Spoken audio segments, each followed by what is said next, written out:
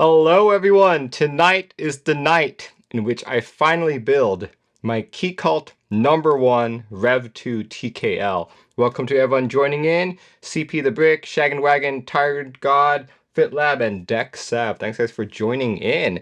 Sometime in, wow, it's been a long time, like 2021, I received my Keycult. I bought this the year before, was really hoping it would be my endgame. Unboxed it on stream, found a few issues such as the weight wasn't as well done as I was hoping, and a couple other issues here and there.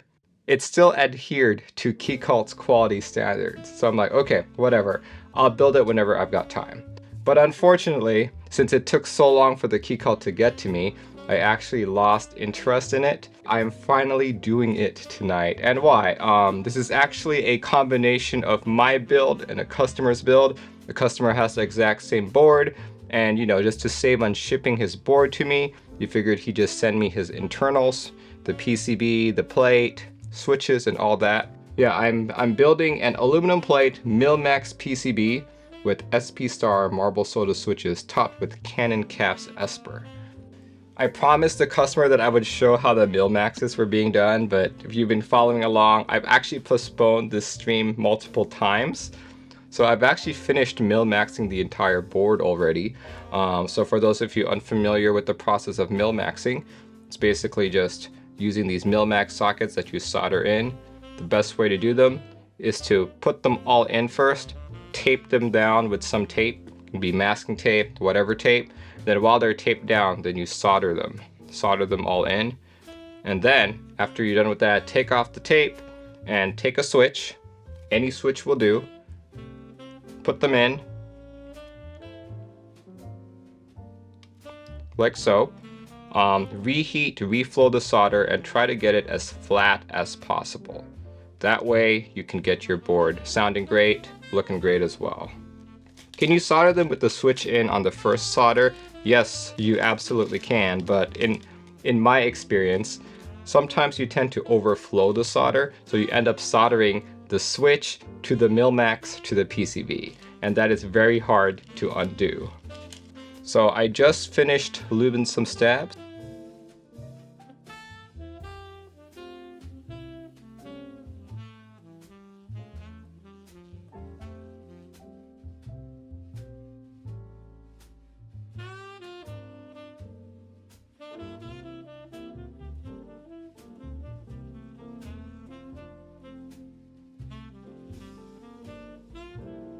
Right, we are doing SP Star marble sodas. These are the heavier ones. I believe these are, and they're 72G linear. There we go. You're excited to hear my thoughts after building this KC and see what you think about the sound and feel. Me too, me too. Like, guys, I bought this to be my endgame TKL. I figured if I was gonna buy a TKL, I need to at least try for a Keycult. And I did win like the lottery, so I was like, oh, awesome, there we go. I'm glad that I won, but we'll see if I really like this board or not.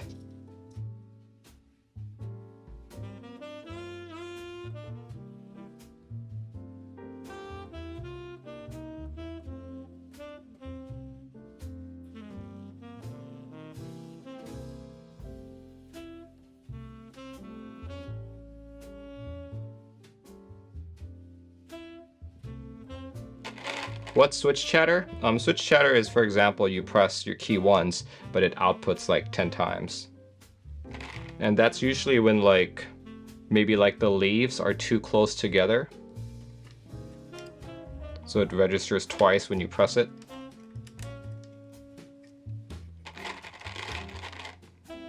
Yeah, sometimes it happens in stock form, but I've seen it happen more when someone has opened up their switch and has modified it. Yeah, some people aren't very careful when they put in their films. Like sometimes in the act of putting in the film, you inadvertently bend some of the leaves inside. Spilt drinks, oh yeah. Even dust can cause it. So if you guys ever type on any of the vintage keyboards, you'll notice some of them just have switch chatter. Does overuse? Maybe. I don't know. How to fix chatter, says first time chatter Basri. I think that's a funny question. First time chatter, how to fix chatter. The way to do it is to open up the switch and see what's wrong with the leaves and bend it back to its original form. I would just suggest, because you know it's very hard to bend it back to its original form. It's always easier to just get another switch. Sometimes it can even be your firmware. Your firmware can cause it. Yeah. So one thing that people always get confused about with key chatter is when they are testing out their brand new PCB, making sure that it works, right? People like to use tweezers or maybe even a piece of wire to like do it. And then more often than not, they detect key chatter. And I've gotten lots of questions being like, Merlin, what do I do if my PCB has key chatter? But the reason why you get key chatter there is because your hands probably shake while you're shorting all of your switches. So unless you can guarantee perfect still hands, you'll probably get key chatter when you're testing your PCB. The only way to verify is to grab an actual switch and test it that way. Got all the switches in place. Let me test that out. So I have an old little daughter board here which I can test with. Let me just open up VIA in the corner here.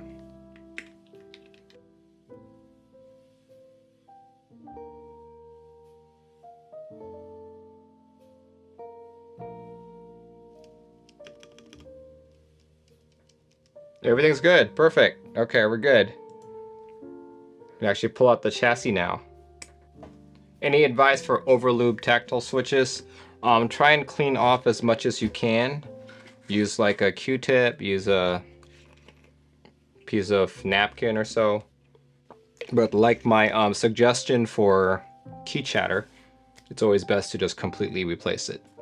Here's my keycult. As you can see, you can't really see any issues from the outside. It's immaculate. If you guys watch my unboxing, you'll notice that a lot of the issues are internal. You may actually see some of it here on my brass weight. You guys can see the streaking, that there's a line going there, line going that way. See? And there's even more on the reverse side of it, actually.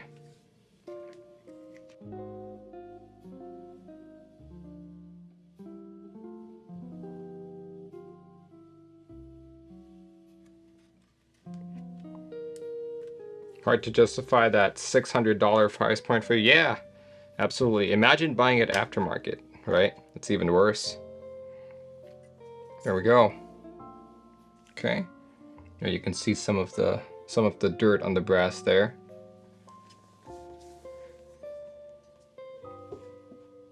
Yeah, sometimes blemishes happen. As long as it's internal, it's really not that huge of an issue.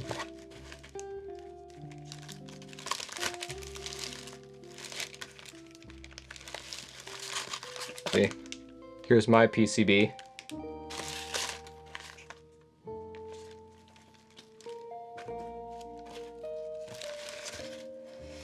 Here's the daughter board. Put that all in place later. Alright, let's put the gaskets on. But can you find one aftermarket? I know, right?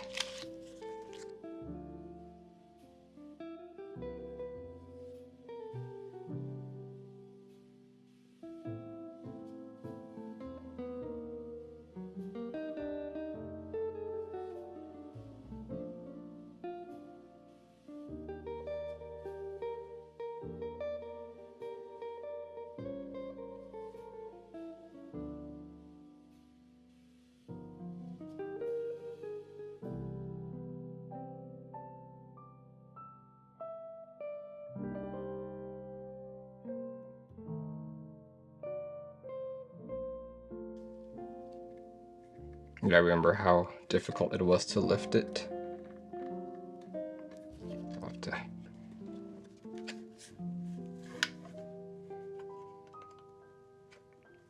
I keep remembering. It's very... Yeah, that bottom plate is also attached to this. gotta be. There we go. There we go. That's what it looks like on the bottom, guys. Yeah, it looks pretty much the same as when I unboxed it. Let's see. Let me check something out here, guys. I wonder if I should just use the longer cable just to be safe. I'll do the longer cable just to be safe. Oh, this is an older version of the daughter board. This looks to be a... Yeah, this one doesn't have the ESD protection on it.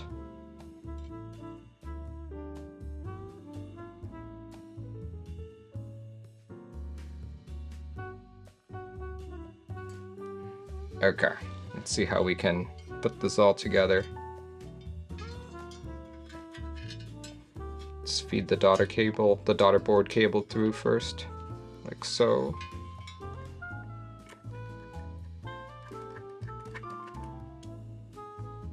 Right, and just to make sure that everything's still good, let me just do a quick test before I put in all of the screws, right?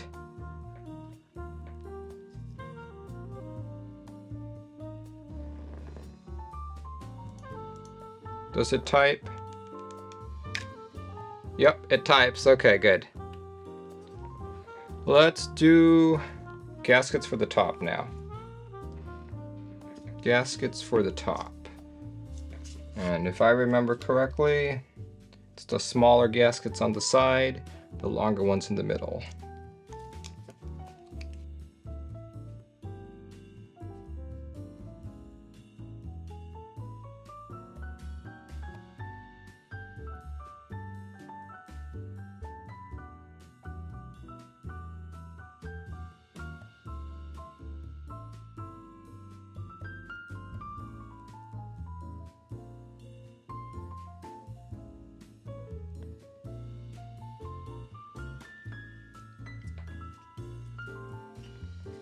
There we go.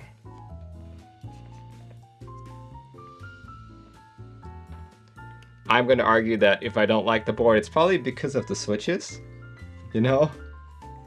But we'll see, See how things go. Oh yeah, here's another thing I really appreciate about Keycults. They have these, what do you call these? Probably can't see it, but it's this little white thing. It's white alignment pins. On a lot of gasket boards, sometimes the plate shifts around, so when you put the top on, sometimes it's too far left, too far right, and your keycaps don't really fit all the way around as well. But with these white alignment pins, it makes sure that your plate is on perfectly every single time, which I think is a really good design decision. It should be a feature for all boards. That's actually...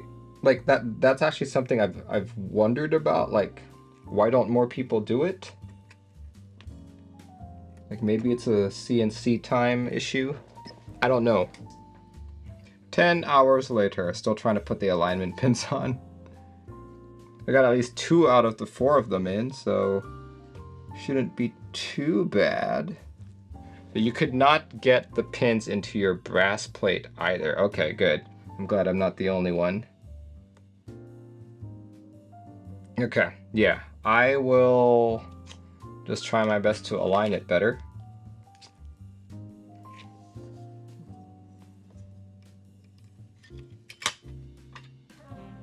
Let's try again. I'll probably test it after 2 screws this time, just to be absolutely sure.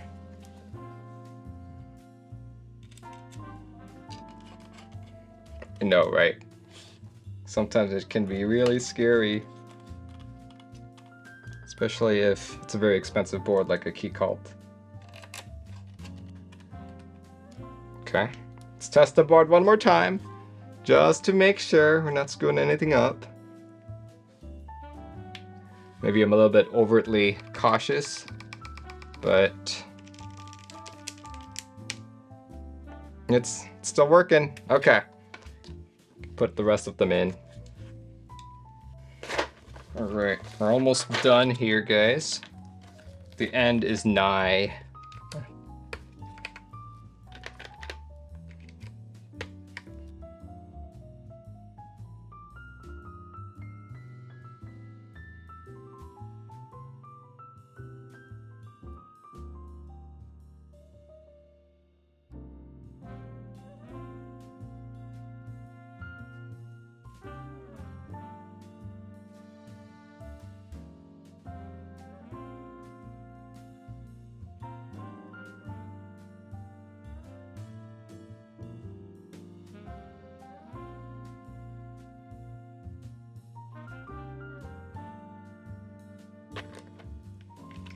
There we go.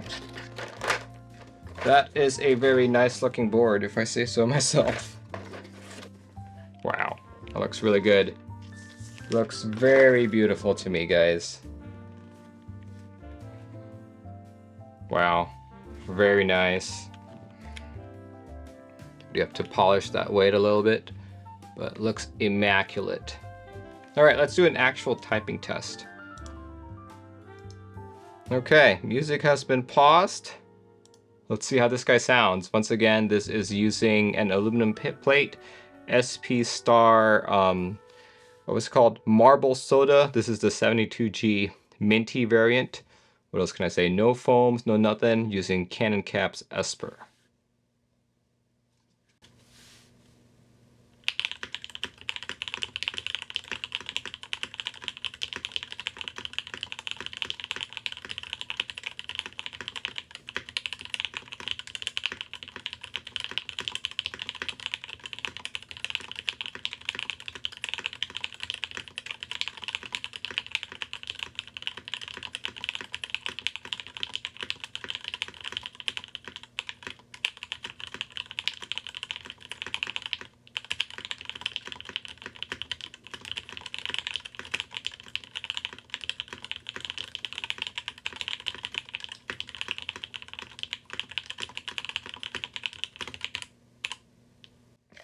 The sound doesn't do it for me. This is not the sound that I appreciate, unfortunately.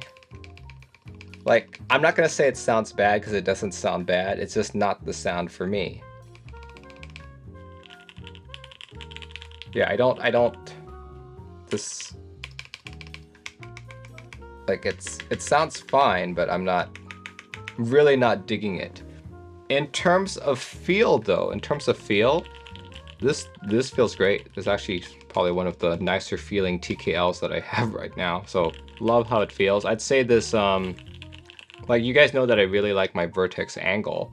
I'm gonna say that my feeling towards my keycult is gonna be the same with my vertex angle.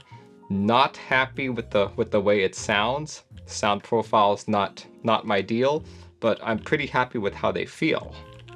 You know, but yeah, let's see. Like my favorite sounding TKL right now is actually it's actually a much cheaper TKL. It's a Tiger 80. Yeah, this guy is what I like in sounds.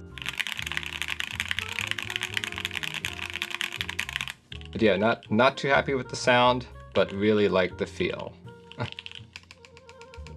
See, Gambit says, yeah, I can hear why you like that sound. It feels great. It's what I expected in terms of how a keycult should feel. Just that I'll be honest, I really wanted a quote-unquote better sound than this. I've typed on a keycult during meetups before, but you can't really tell how good a board sounds during a meetup because everyone else is typing, and if you do it at a bar, no, it's even louder there. What kind of plate will I put in my build? Like the plate that I have is brass. But I'm worried that if I put a brass plate in this, I'm not gonna get this feel. Nick says, I'm telling you, Merlin, one layer of a thin t-shirt will help the sound a ton. Oh, really? Is the switch weight alright? Actually, now that I've been typing on it, 72G isn't bad. I wonder if that's just because the angle of the keycult and the way that the keycult is built makes it more comfortable. I wonder if I put it on a different board, would I feel the same way? But 72G on a keycult, It's actually very comfortable. Would ABS keycap help with the sound? Sure. Let's do a quick A and B before we end the stream. We are going to use the best GMK key set in existence to gauge this.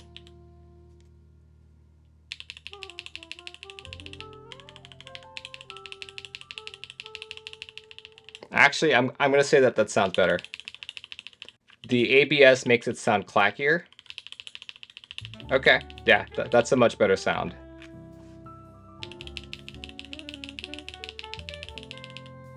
I would prefer if all of my alphas sounded like this. Okay. Something to think about. ABS sounds more full, less thin. That's the biggest difference I heard between plastics yet. There's a big difference. Yeah, that's a huge difference.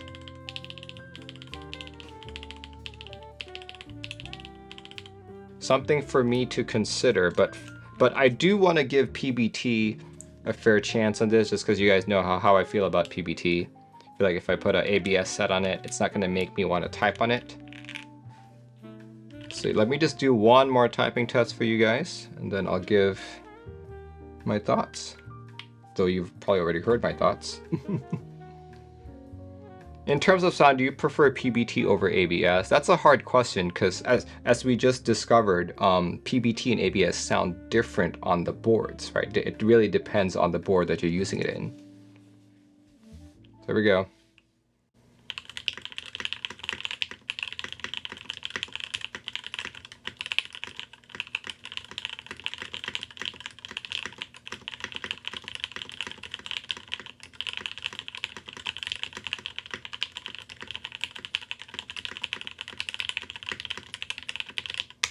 So even between different PBT sets, I found they can be really different.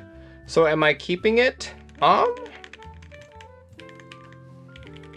question. Like, you guys can probably tell I'm not immediately in love with it, which does suck, but I do want to give it like a fair chance. Yeah, I'll probably swap it out to some GMK set that I have. I think I've got a spare GMK bento, so I'll probably try that later on in the week if I really do not like this sound. But I just think this looks so good as it is right now. Canon Caps Esper looks so great. So we'll see. Let's see. You guys will probably hear me talk about this more on Thursday and Saturday stream. But I do want to appreciate this board. This is my end game TKL that I bought. So I want to mix and match, explore it during my own time, and find the best combo for me before I decide what to do with it. So yeah, thanks guys for joining in. Quick take on the Keycult. Absolutely beautiful. Feels really good, but the sound doesn't do it for me. So unfortunate. And because the sound doesn't do it for me, I can't actually be truly content with it. So yeah, we'll see you on Thursday or on Saturday. But thanks guys for joining in. Pleasure having all of you on this Tuesday evening, and hope you guys have a great rest of your week. Catch you all later. Thanks guys.